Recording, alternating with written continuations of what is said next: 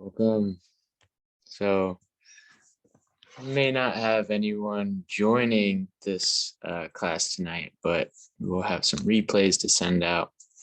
I'm grateful to just share this wisdom and to really allow people the opportunity to explore restorative movement in all its ways. We'll kind of go into that in a bit, but it's very important to not just look at the body as a machine and to do things to accomplish and for the functionality, but, to also take care of it, and it will take care of us if we do that. So let's get into this. We're going to screen share and let's see where we.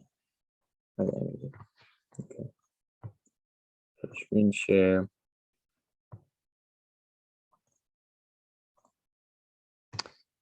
And we'll get right into it. So that's the last slide.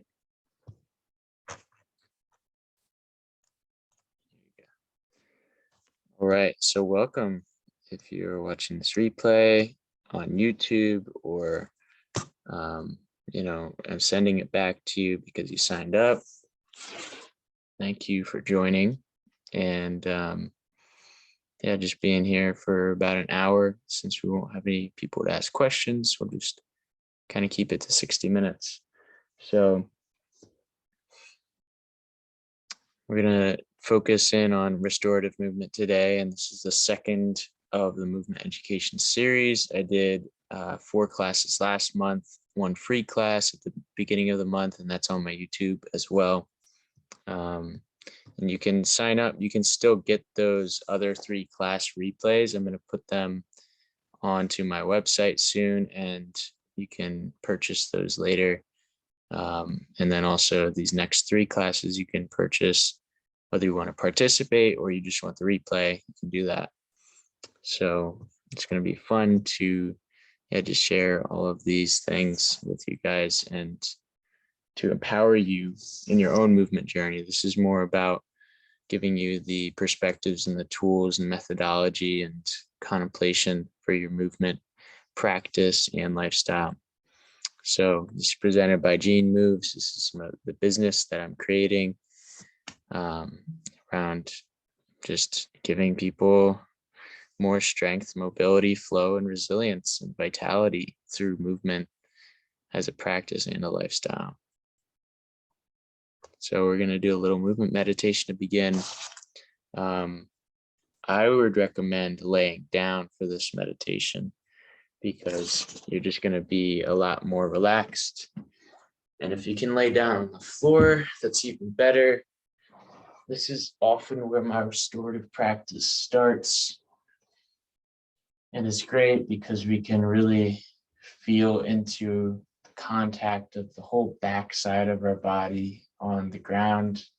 If we would like to, we can tuck our legs up and bend our knees and then have our feet kind of slightly angled outwards and our knees slightly angled inwards so that we can really start to press our lower back into the ground gently by squeezing a little bit at the abs and the glutes and tucking our chin, really trying to sink our whole back flat and flush to the ground. If you're sitting up, maybe we can lean into the wall. We can sit into the wall and try to align our spine to the wall. We're just gonna settle into our breath, into these sensations here.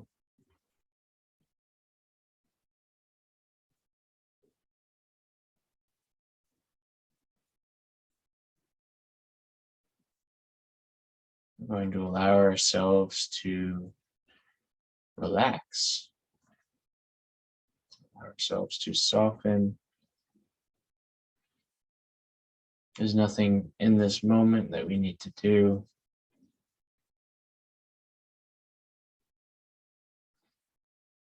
Just feeling and breathing. We might adjust, we might extend our legs out if that feels comfortable now.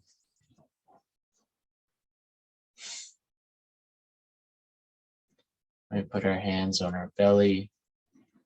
And usually when I do touch with body work and restorative movement, I really like to get skin to skin, because there's the piezoelectric force, or I think is what they call it. It's just this skin to skin contact is very healing and restorative in itself. Reminding our body it's safe to be here. There's nothing we need to be stressed about. And if we're stressing about it, it's not going to do anything to change the situation to stress more. So it's good to just breathe, focus on body right now.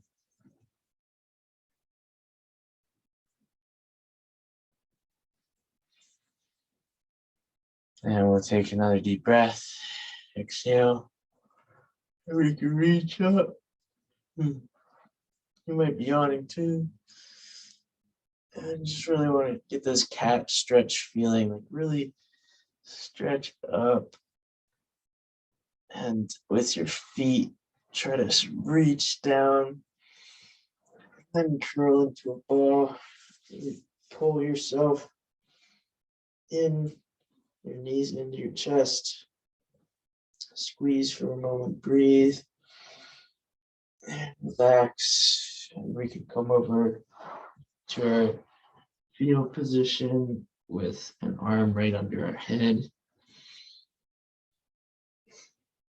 And so just, notice how your body adapts to the ground when you are laying with your, right now it's like your full side trying to be more flat against the ground.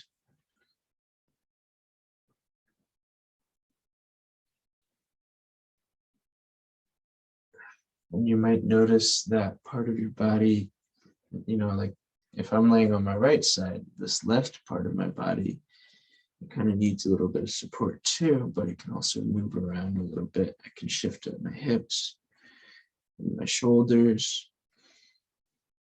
And I can gently roll over, nice and slow. Other side. So now I'm laying on my left side, and I can kind of adjust the right part of my body, my hips a little bit, shoulders, even my head.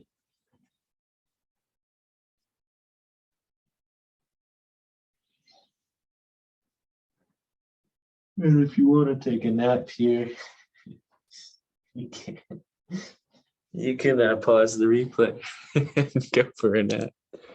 But we're gonna rock on up. Come to a seated position. We can actually work into a kneeling position here.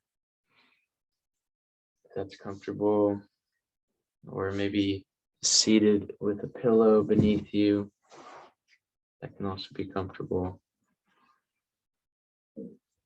And just recognizing, how that feels to lay down. Restoration, rest.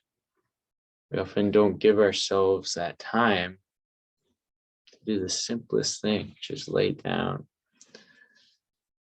And, evolutionarily, it's just wired into us. Like, this is how we sleep. This is how we restore our bodies. And,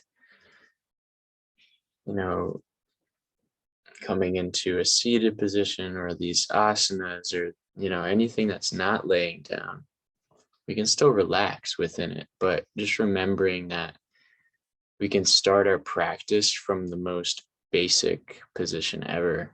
And in that position, We give our nervous system time to recalibrate. We give our, just our heart rate time to like come down really low, to get into our breath deeper, let it naturally kind of find its own rhythm. And yeah, just kind of space out our awareness so that we don't have all of this stuff going on. And that helps you move better. When your mind is clear or single pointed, then you have just much more ability to move with better intuition and intention. So just want you guys to like tune into that kind of energy and bring that forward into whatever practices that you have. I can show some stuff to you guys in terms of getting deeper into the specific movements and positions and all that, but it really has to start with your own intuition, and it really is your own space and your own body to explore. And what each individual person is feeling, that's up to them to really dive into. So throughout this call, if you'd like to shift into different positions, if you'd even like to lay down and listen to this call and, still be somewhat awake, maybe do that and go into other positions that are comfortable, then I invite you to do so, because your body and its signals and messages to you are important. So that's how I like to start these calls, is just giving that invitation. Because I remember when I was at Rutgers doing school for exercise science, I didn't always get that opportunity to just, freely express my body. And so that's a gift that I want to share, an invitation for all my students and all my clients and community and people who are in my circles. So that concludes our mini meditation. Really not much complexity to it. It's just lay down, feel your body. It's really damn simple. So what is restorative movement? And yeah, I just want to check there. Cool. What is restorative movement? So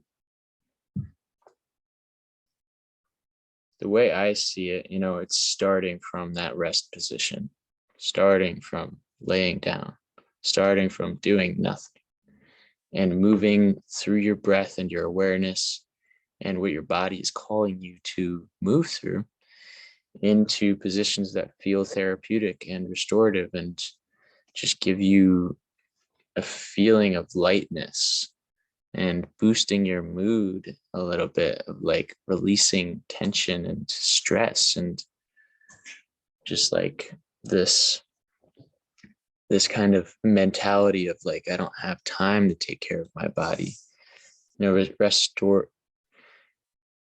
Rest and restoration really requires a certain sense of spaciousness and timelessness, that it's, we can often want to be in this mode of just doing so much in our lives, and not having that time to rest is really just slowly killing us. It's slowly also just draining those things that we are doing in a way that's like, now those aren't as fulfilling. So we can recognize when there's an imbalance in our lives.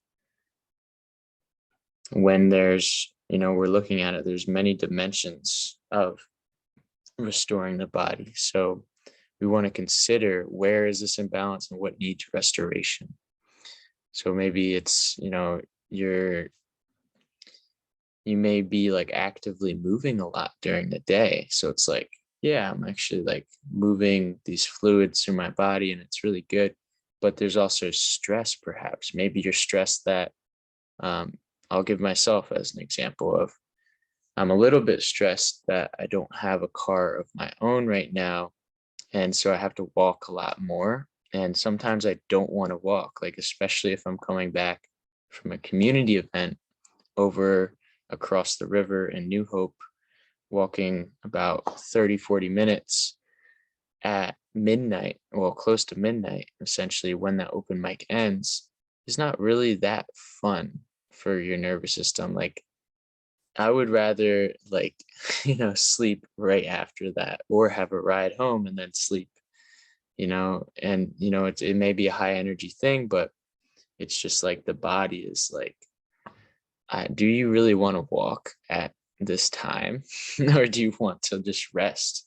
And if I'm honest with myself, it wants to rest. So there's certain times when we think we're doing all the right things in a way, but our like current signals from our body are kind of just nudging us to look at this one thing that maybe we need to be a little bit more generous and giving time and space and restoration to. So today I slept in quite a bit, and that kind of felt good, but it's also like, that's not my long-term solution. So just consider, how are we going to come to a daily solution for our restorative movement practice, and then, as a lifestyle, and as we get into these deeper rooted issues of why we even have tension or difficulty in these areas of our body, how can we get to the source of these things and really, be patient with that.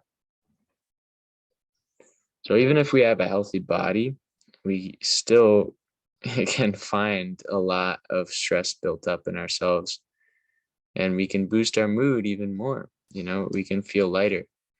I know this for myself is like, there's no perfect health. There really isn't. Like, no one on this earth could possibly be perfectly healthy.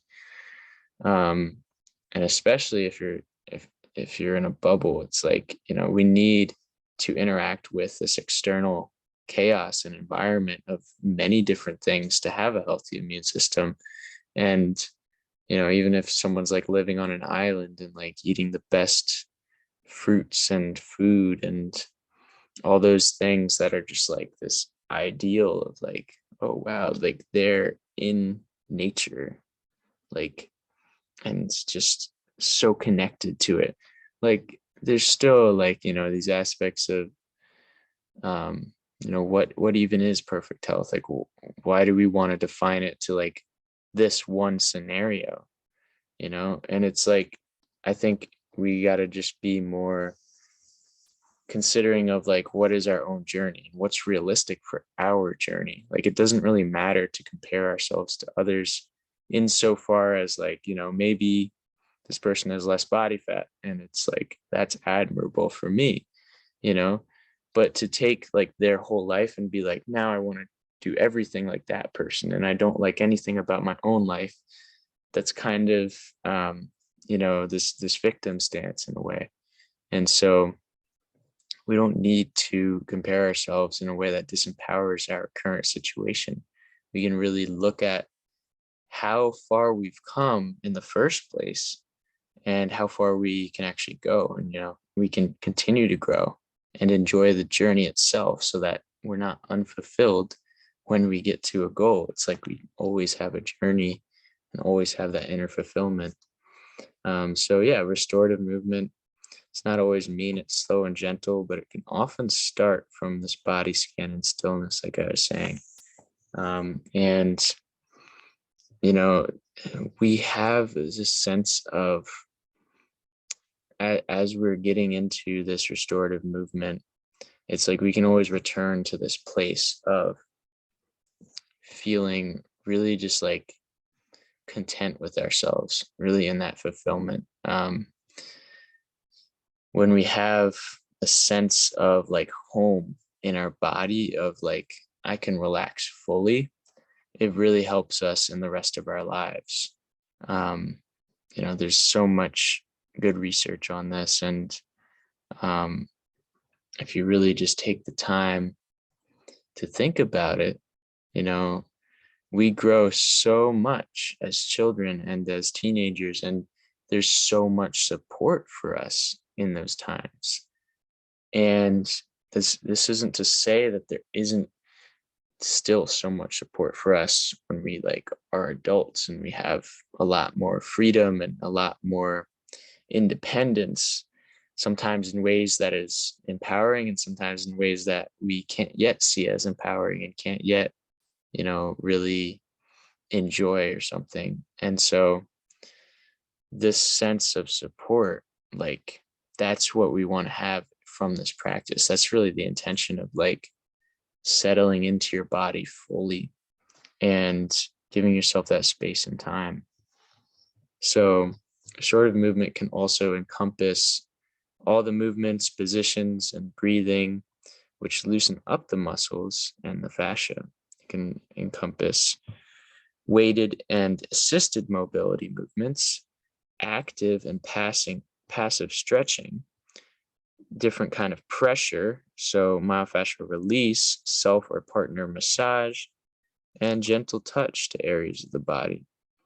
So this is a really expanded kind of area, and that's why in the next few movement classes I'll be going in depth, but this is really just to give you this remembrance of why are you even doing these practices of yoga or massage or mobility work. Why are you even doing this?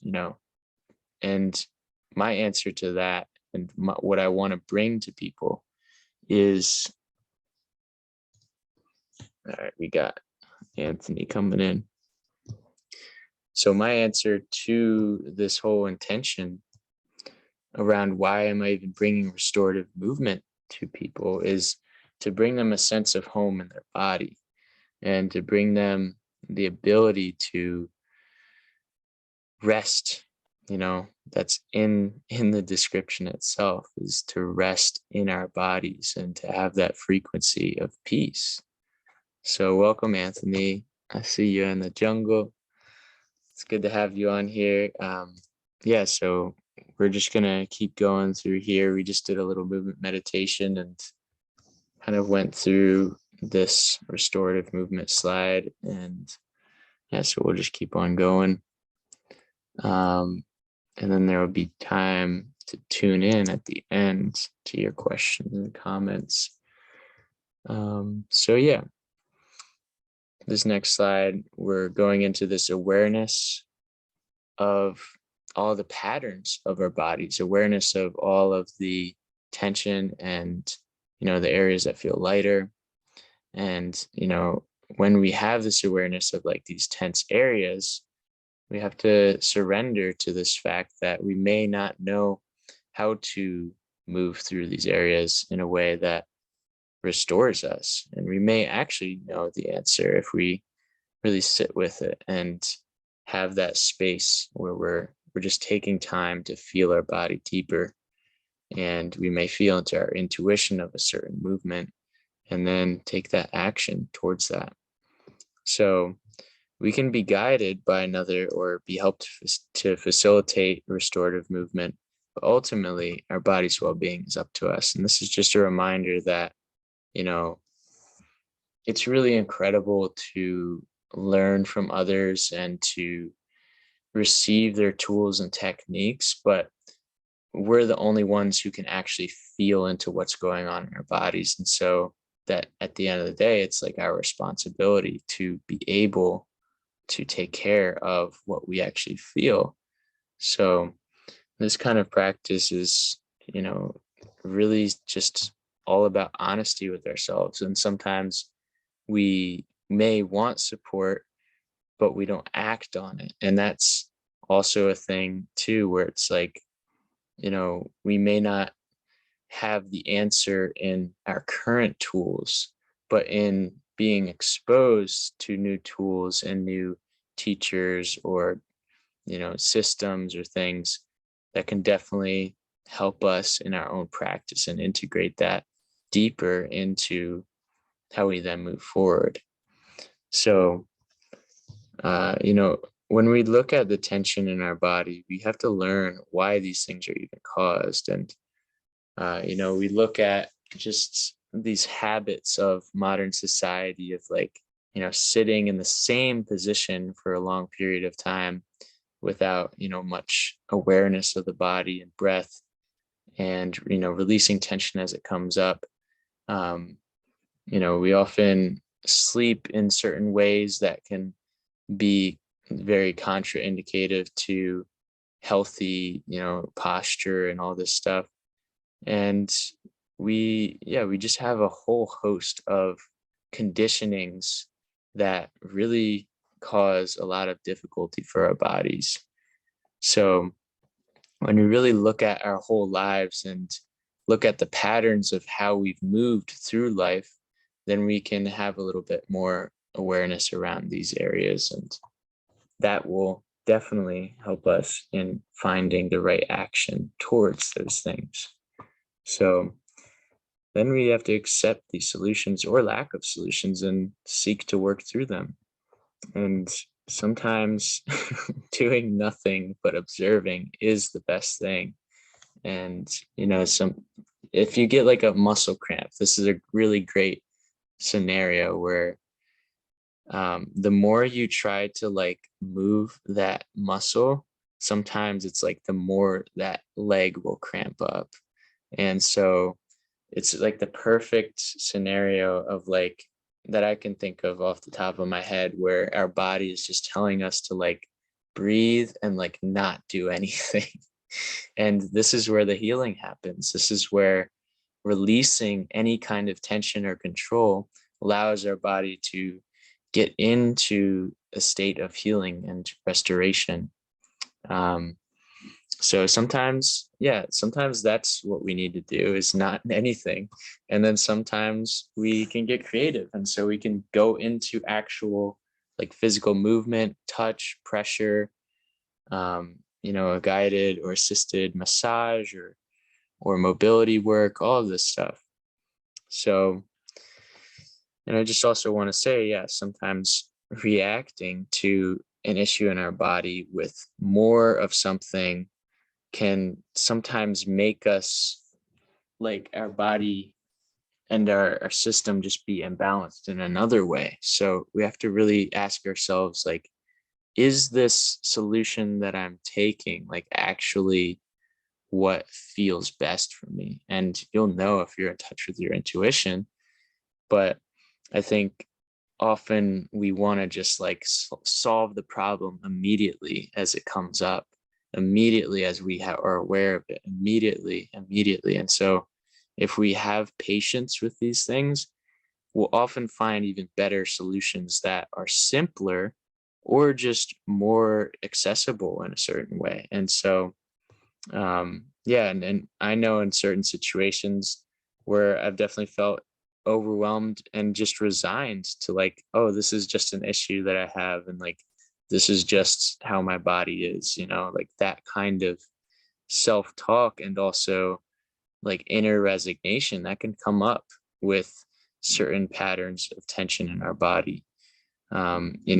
I think one great example for that is like if we crack our knuckles or crack our neck or our back, and like we just do that over and over, it's like, this is how my body is, that starts to become like the talk around that.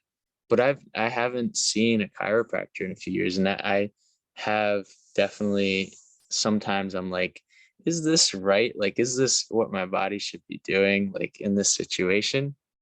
And so I think we can, sometimes really see like maybe there is a better way to create more fluidity in this area that doesn't have to like release in a certain way and doesn't have to feel uncomfortable sometimes.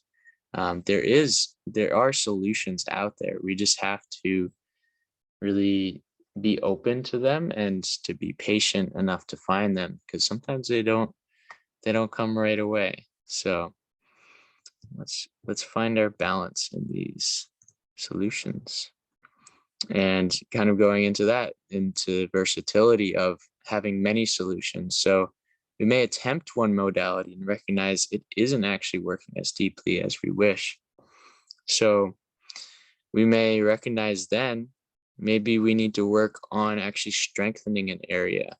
So maybe we have this certain mobility of like, we're trying to like open something in our bodies, but it actually needs a little bit more like tension to actually hold the structure better and to have better movement patterns. Because sometimes the imbalance is like there's a weakness in a certain part of the body that then compensates as, this other part of the body is now tighter. And a really great example of this is they call this the lower crossed syndrome. And there's also upper cross syndrome, which I'll go into in a second. But lower cross syndrome is when we're tight in our hip flexors and we're tight in our lower back and we're weak in our abs and weak in our glutes. And the reason they call it lower crossed is because it's like, if you look at the body from the side, then you'll see like, here's my hip flexors, here's my lower back. So that's like this one line that goes across my body. And then here's my glutes and here's my abs. And that's another line. So it's like this cross of these muscles. One side is tight and the other side is weak. So essentially, when we look at movement and mobility and things, sometimes we're not getting the full picture if we're not looking at multiple joints and areas of the body in like synergy. So, we got to like recognize if this area is tight, maybe the next area over in my body is actually loose and weak, and maybe I need to strengthen that area. So the upper cross syndrome is very similar. It's like basically someone's pecs are really tight and strong, and then their rear delts are actually the rear delts are very strong as well. And then their front shoulders are very weak and their lats are more weak. Or actually, it's the lats and the front shoulders are strong and the chest and the rear delts are weak. So that kind of corresponds of like, you might want to relax those tight areas and then strengthen those loose areas, and that will help create balance. So this is just something to consider of like, if you do have an area of your body that's causing these issues, definitely look at other areas and think about, maybe I need to strengthen as well as release and relax tension. So let's also, consider that we have the tools of pressure, we have tensioning, and we have relaxation. So these will all help to restore better balance and like movement patterns to our bodies. And so pressure, we have, all this myofascial release, we have massage, and there's so many kinds of those things that can really help in conjunction with relaxation work. The tensioning, we might do weighted mobility, assisted mobility. Inversions are really great to like get into the feeling of your body when the fluids are like going a different direction than they normally go. And then active stretching. So, to not just go into a deep squat and hold it, but to actually consciously tense the body as it's going through the full range of motion to a certain percentage. So you might, do a squat with a certain weight, and you might find it's easier to get to the bottom position because of having a weight, or you might do a squat holding on to something, and therefore you can actually relax and get deeper into that position too. So weighted can sometimes make it, it makes it harder to come up and out of the position, but it makes it easier to go deep into it. And then assisted mobility, we can use that to get into positions that are hard to get into with just our body weight alone. And then we have all of this relaxation work. We have breathing, in conjunction with all of the passive stretching and the gentle movement. And, in the beginning, in our movement meditation, when we just start out laying on the ground, we may start from that position and we move into the next thing intuitively because we're able to come from a space of stillness and sensitivity and then move into the most relevant areas that are calling to us in our bodies. So I got some video examples to kind of share here. I'll do that. So here's me jumping in front of the camera. All right, so in this video, I'm doing this kind of deep hip lunge with the assistance of a step and getting into, this would be like, assisted mobility, because it's like I can get deeper into this position without having, myself do it on the ground. It's much more assisted in that sense where I'm putting less weight into this leg than I would if I was flat on the ground. And so I can get into this position a lot more simply and easier. And, you may find different surfaces, different angles of like a box or a hill or something that help you to get into that position. And that will really give you the capacity to maybe get into parts of your leg that you couldn't if you were just on the ground and you're limited by your flexibility and mobility. And it can also help you to focus on actively, say here, I'm pulling with my hamstrings and then I'm pressing out with my quadriceps here. So it's like I'm not just sinking into the position, I'm actively engaging every fiber of my leg and have a certain percentage of tension. It's like 30%, 40%, 50%. And that way it's not, like it's not a completely passive movement. But when you kind of alternate, you can go between doing it passively and doing it actively. So in those active positions, you can really start to strengthen. And then in the passive, you can release and get deeper into your breath. So yeah, this is just like some different angles and variations in this video that I share. And then in this one, I like to also do the step and then also do this push kind of variation, and I'll show the other one in a second. And being able to tense between the feet, really feeling into your feet and the hands, you then use your whole bridge as this, like, I'm sorry, did I say, you use your whole body as a bridge of this tension, and you can recognize where you want to relax and then where you want to tense. So I can go into the side body here.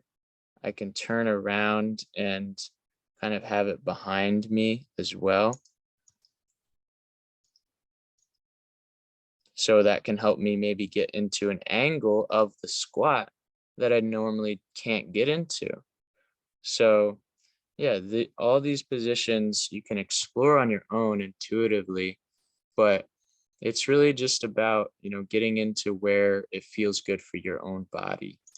So that's something, everyone has to learn to feel for themselves. And so here I also like to work on pulling. So I do the push, the pull, and the step as kind of 3 synergistic kind of movements. And so I can work on actively pulling my shoulder blades back and down, or just relaxing them all the way. And then, in conjunction with hanging the legs here, I can now invert my body slightly and get into some ranges of motion for my shoulder that you can't really do, standing or like sitting or whatever. So, yeah, you'll find that I think with climbing, you find a lot of novel positions that help to open up the shoulders, spine, and the hips. Um, particularly if bring one leg up and then climb over something, that can help engage the body in a new way. So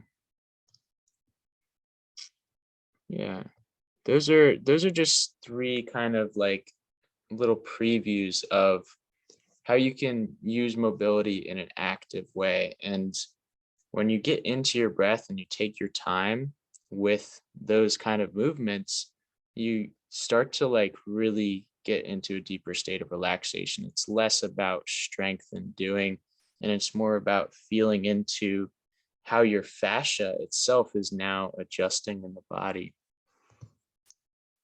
So let's see.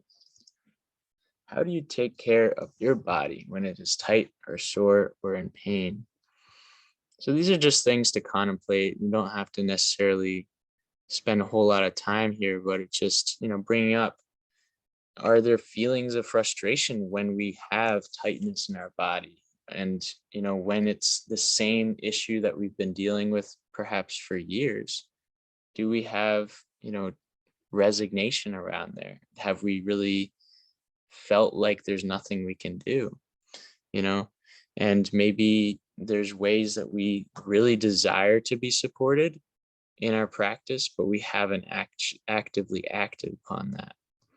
So, what are these practices that do feel best for you? Whether you are embodying that right now in your life or you aren't. Maybe these are just things that we can invite more space for. And also, what spaces and guides felt supportive? I've learned from so many different kind of movement systems and teachers and stuff, and it's like that's where the versatility comes in. Is like always having fresh perspective of these things that we all deal with. All our bodies have very similar, well, basically the same anatomy, but similar like shapes and structures.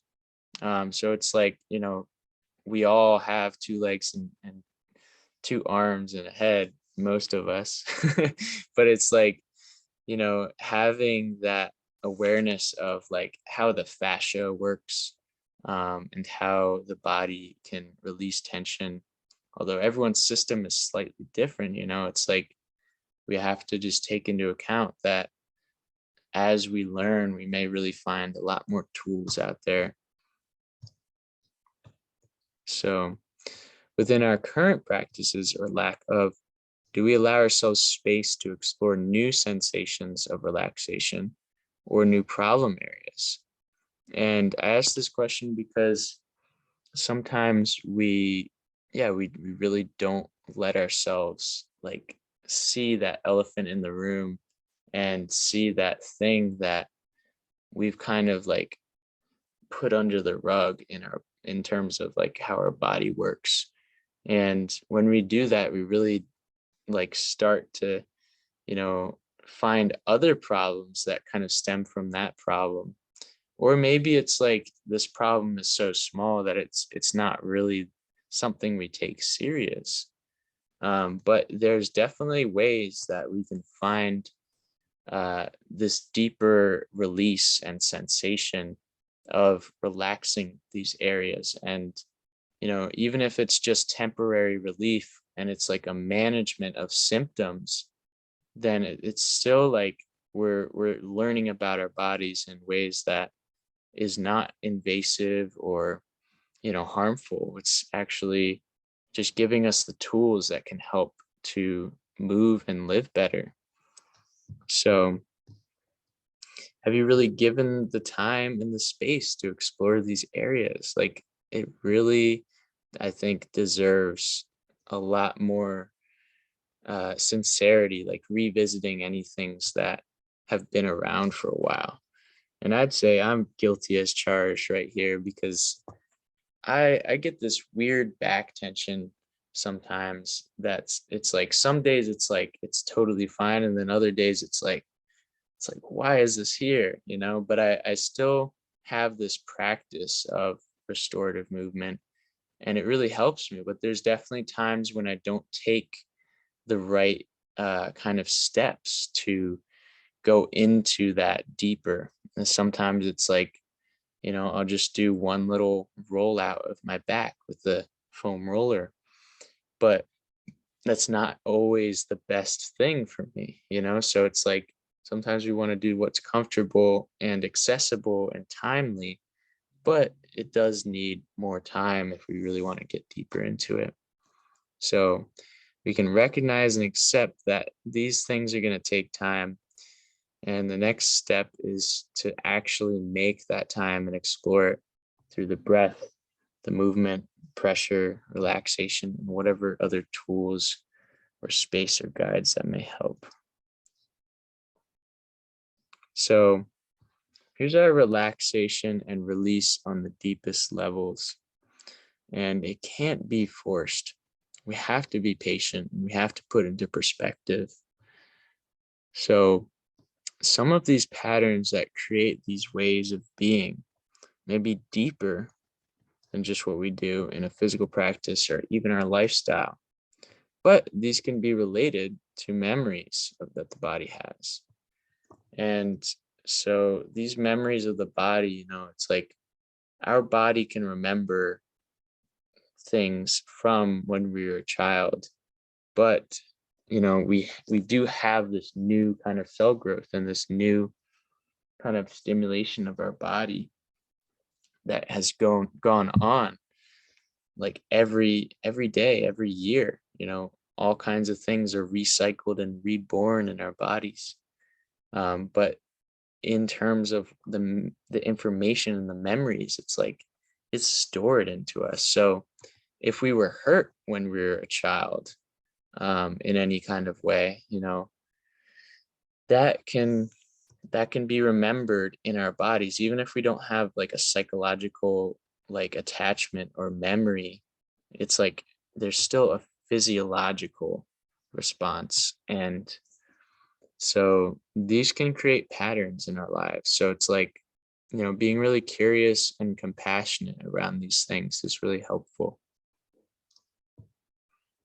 So when we create the space to like really look at these deeper patterns and issues, when we really look at it in a sense of like, I might not be able to solve this thing that's going on in my body and how it reflects into the rest of my life in a short time, but I can really accept that it is something that I can carry in a more graceful way. And we can learn how to manage these things. It's definitely better than, doing nothing or to overworking ourselves and to thinking that we have to try every healing modality or, method out there. Sometimes the less is better. And so, yeah, just really putting into perspective that psychologically we may not know all of the things that our body has gone through.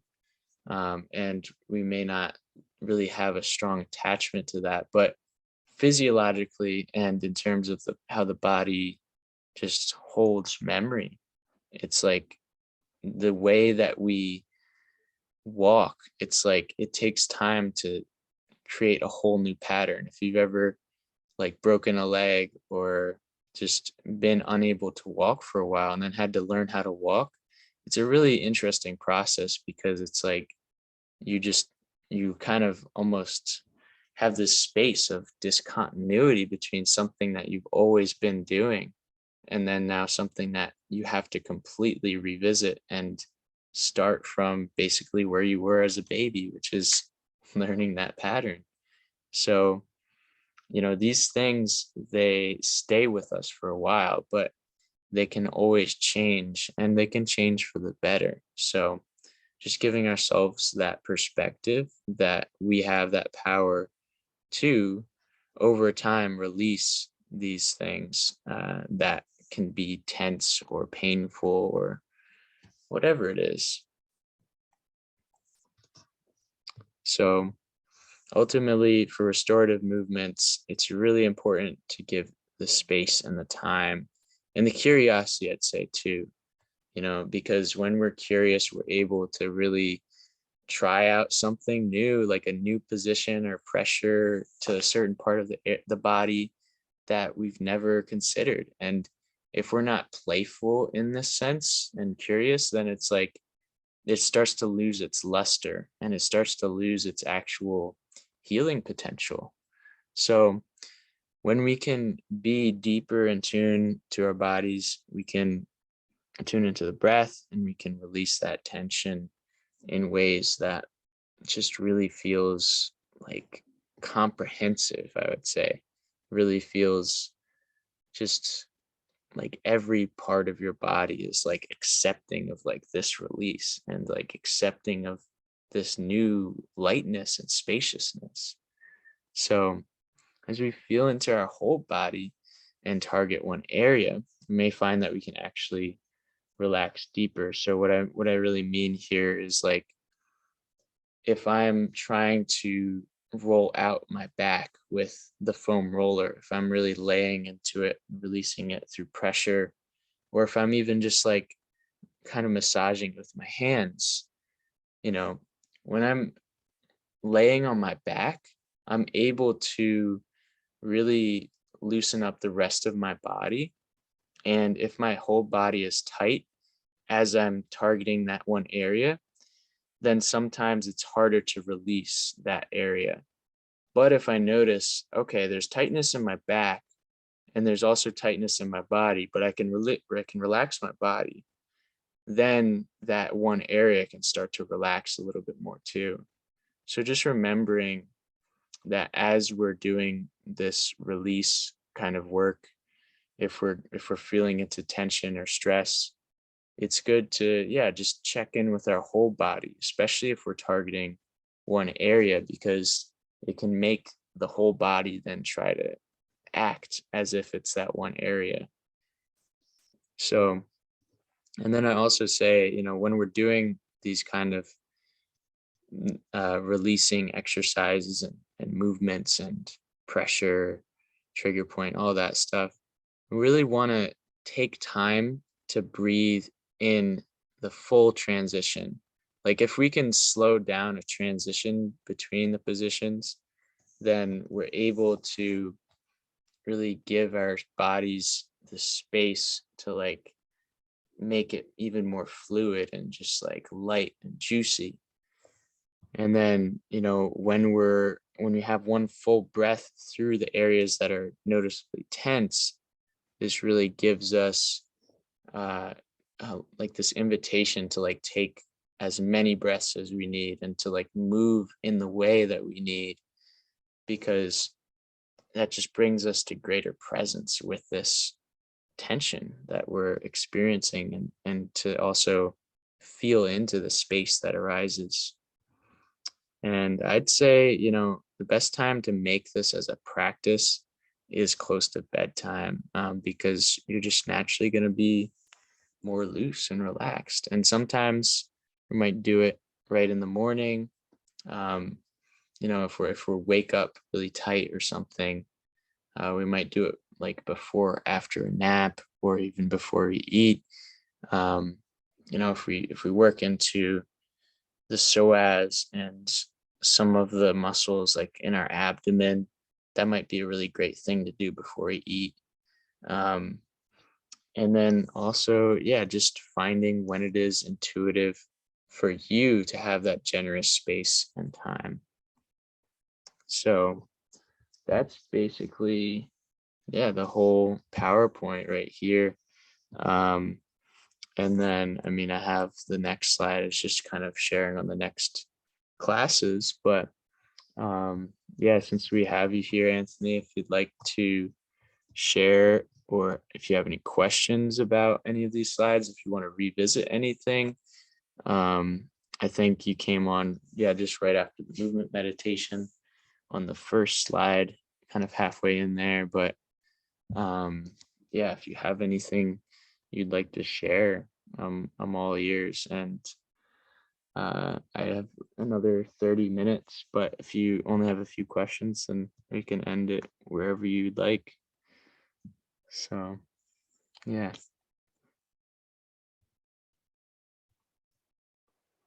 Thank you so much for this, and for absolutely. honestly holding these classes, movement education stuff.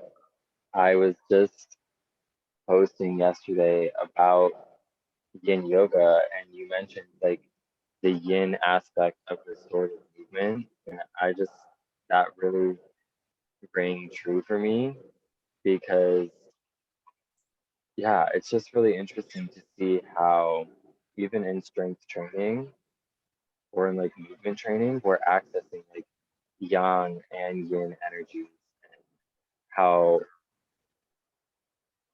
just they both can serve us in different ways. And this Mm, aspect of yin movement, it can really offer us like deeper levels of consciousness in our movement and in our breath, and kind of creates a holistic movement experience, maybe. But yeah, I'd be interested in hearing more about like the yang and the yin, and also the low cross, high cross, because that is something that my professor and I talk a lot about, like in like tension for performers. Like if someone's like, "Oh, I'm experiencing like a blockage in my third chakra," we're often like, "Well, like, can you look below that, or maybe you need to look above that? Like the the energy blockage might be happening here, but the too much flow of energy coming from one way could be happening." Um, so yeah, I'm just really curious about this mm, low cross, high cross because mm-hmm. it also rings really true. Yeah. Sweet. Yeah, I appreciate those questions, and it's really great that you kind of have like an awareness of that already. That is very like kind of in a highlight for you in that way, and so I guess first with like um I want to kind of clarify like what do you really want to like touch on in terms of the yang and the yin, like in terms of like um with movement, like what does that look like is there like a specific kind of thing, or is it just Um, yeah, maybe I guess. Yeah, what does it look like? Because I got kicked out like just a little bit after you were doing the videos, and I need to like explore your videos more also. I think I need to do this. Um, but yeah, just because I was thinking to myself while you were talking about the yin, I was like, well, what would yang look like? Maybe that's mm, like cardio or like a hit workout or something that's like more high intensity and like fast paced movement. But yeah, I don't know. I'd like to hear um, what you think about that. 'Cause it's something to absolutely. explore. Yeah, yeah, so I think when I look at like those two kind of archetypes and energies in terms of movement, it's like there's like this sense of, I think you can have like a balance of each, and then you can also have things that are like really feel exclusively like one, but it will always have the other in it. It's like you can't run a marathon and like without having like, I mean, some people can run a marathon in one go, but a lot of people will run it and have to rest, or they may like walk and then run, or they may run faster at a certain point. Like they may run faster at the end, but slower in the middle. So it's like there's moments of less activity, and then there's moments of like more activity. So it's like, what is this willpower and this effort and intention that's going into something, this single pointed energy that's like functional and problem solving perhaps, or like trying to like do something or elicit a reaction, like that's all like the yang, I feel. And it's like, if it's like you're looking at martial arts, it's perhaps like striking and then the grappling. But there's definitely martial arts where it's like, in Tai Chi, you actually lean in to an opponent's strike and then you throw them. So you don't actually, just like step aside only. It's like you actually go into it, and then it's like you can throw someone across the room if you do it right. And it's this sense of you're yielding, you're allowing, and you're still getting something done a lot of the times by just being or allowing, but you're like not necessarily like being the first active kind of force in that situation. It's like you're allowing a flow of what's already there. And I think, yeah, there's times when it's like with our mind and our intention, it's like I intend to jump over this obstacle right here. And then it's like we're also landing on the other side. So it's like, you know, you can intend that part, but there's always going to be a next part that you're just naturally like allowing. Um, I guess, yeah, for that example, it's like we're always like, there's movement that's like this is the intention and this is the movement, and that matches up. And then there's movement that's like movement for its own sake, which is just like, let me just like move. And then like there's a box here, I jump over it, but I'm not like, that's not my intention. It's just a move. So it's like, it's much more allowing and everything. And so then going into the mobility aspects, I would really say like it's this allowing, it gives more space for the intention of feeling. And that's really, I think, important to the yin is like, how much space and patience do you have for the feeling part? Because like if we're in the yang and we're going into a yin practice, then sometimes we want to have like this intention already manifest, but to manifest that intention, we have to go through the yin first. We have to experience that spaciousness with enough patience and, you know, kind of inner compassion of like, I'm going to sit through this boring space of like, I have to feel, I have to open up, like I have to allow this. I can't force it. So that I feel is how the yin and the yang kind of play out. It's like we have, this one intention, but we'll have to listen to the yin to go into the next kind of evolution of that. So that's how they work together. And in movement, it's like there's the tension and the relaxation, there's this dance between the two.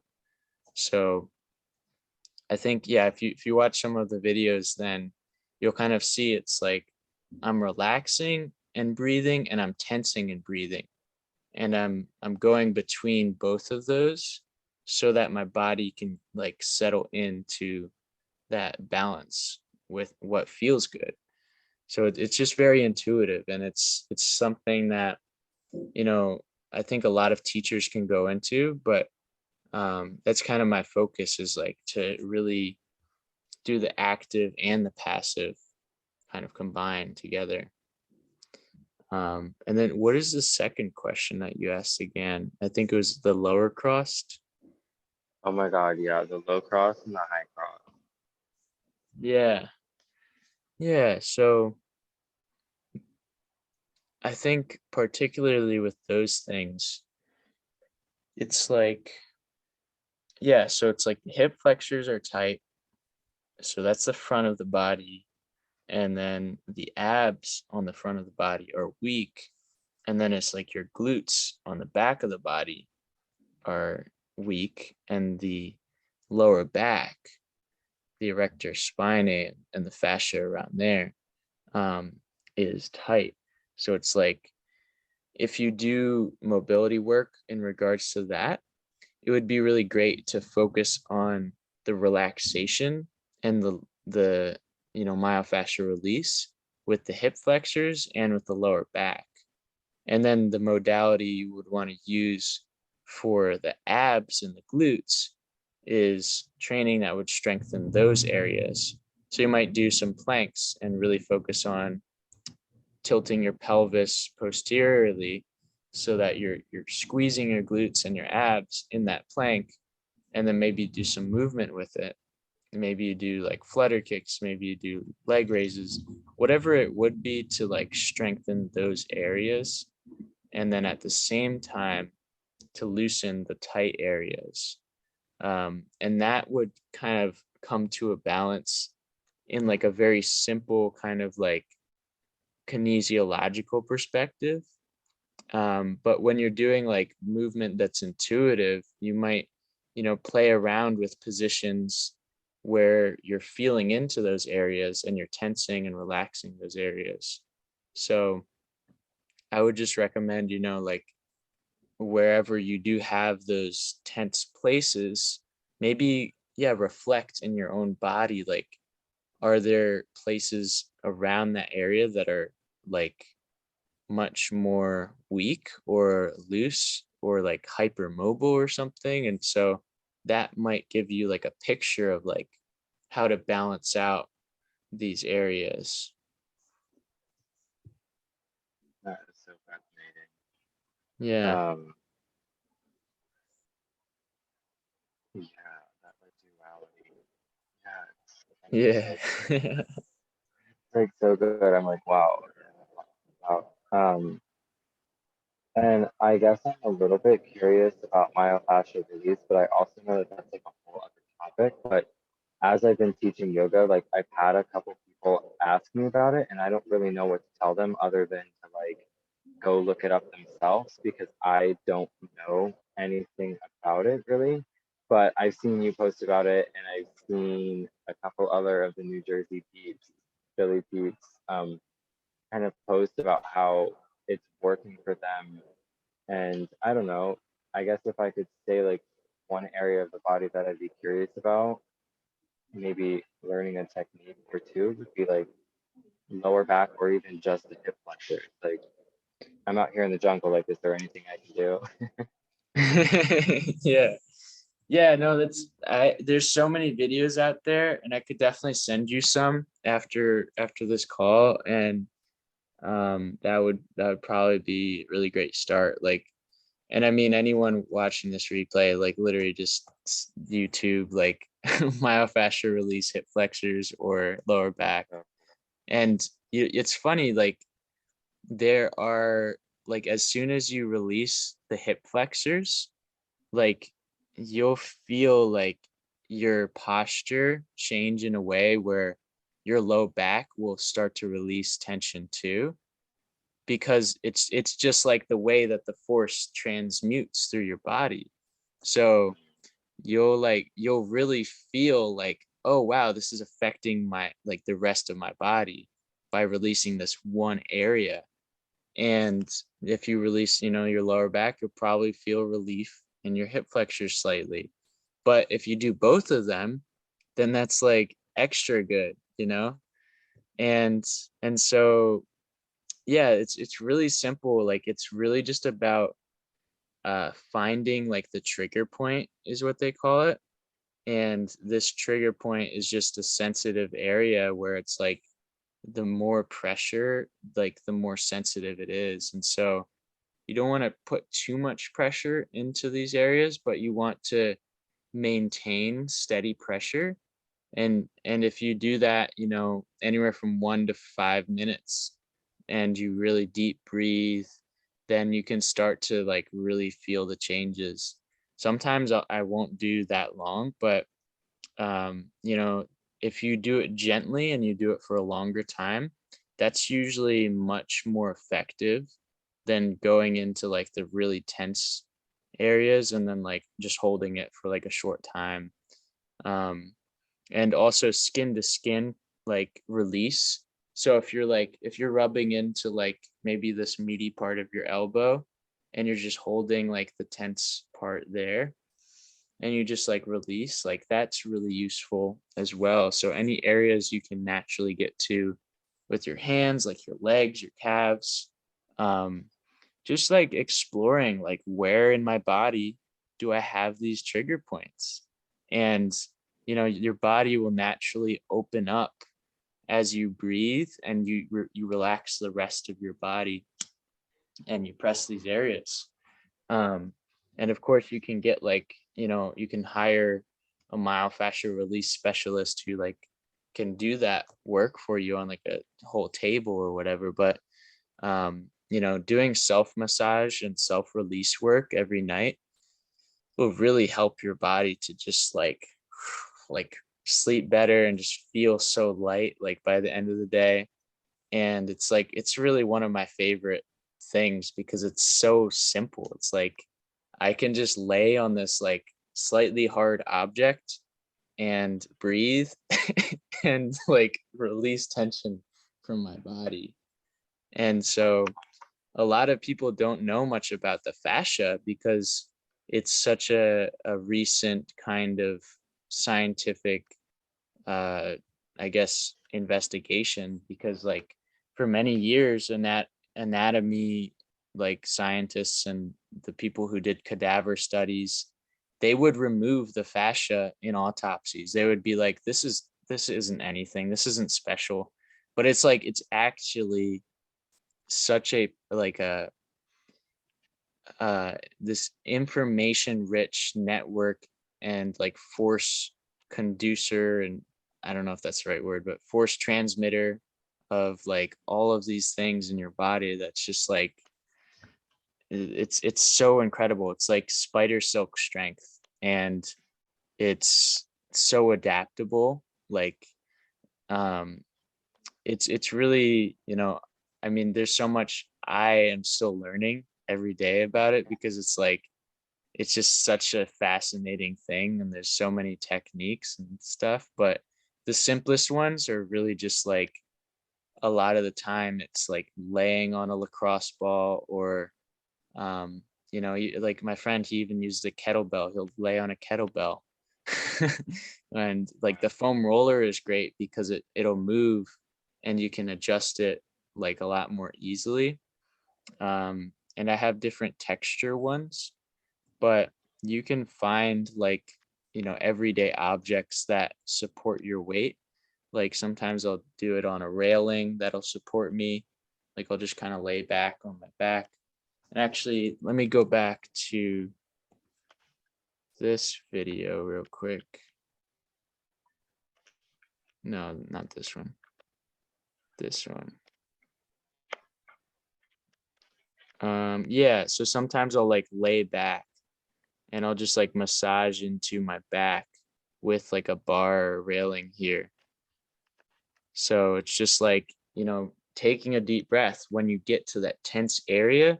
And instead of tensing your whole body, you just like, you soften as much as you can. And like with the breath, it just starts to move that energy out of you. It's just like, whoa. So yeah, that's a really powerful practice I recommend for just everyone really. So yeah, that's on my YouTube. These are pretty recent videos, all uploaded within like this year. So you can check those out on my Gene Moves thing down here. But yeah, that's myofascial release is freaking awesome.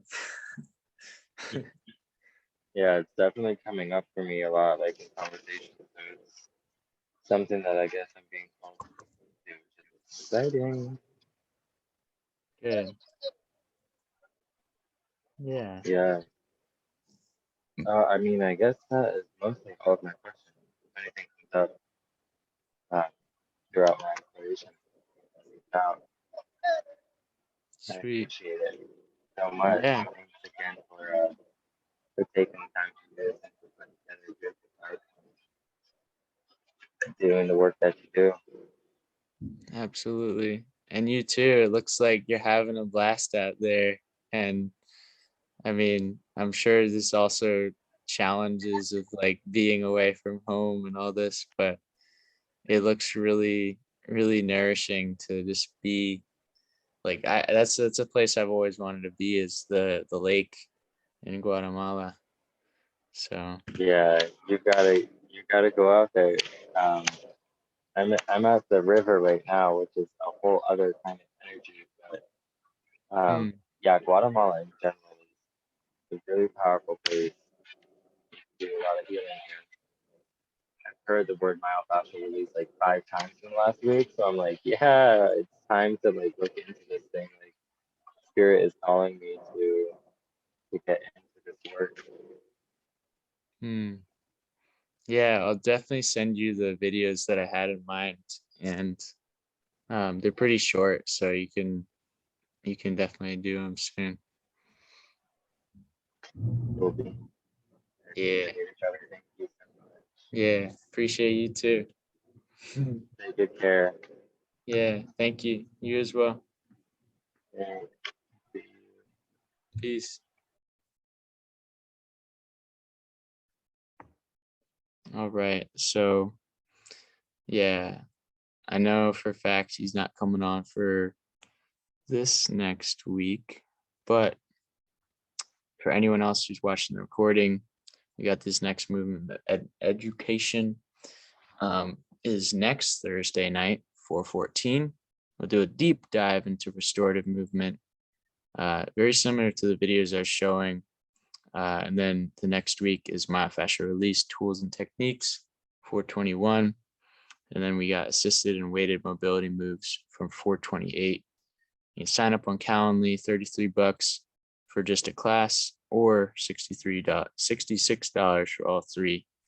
And you'll get a discount if you did last month's classes.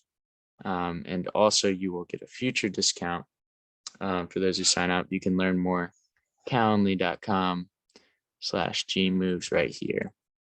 And I have my other offerings here as well. So definitely check those out. And yeah, have a beautiful rest of your day or evening, wherever you are, however you are. Remember, restorative movement starts with just laying down on the damn ground. All right. Peace, guys. Thank you.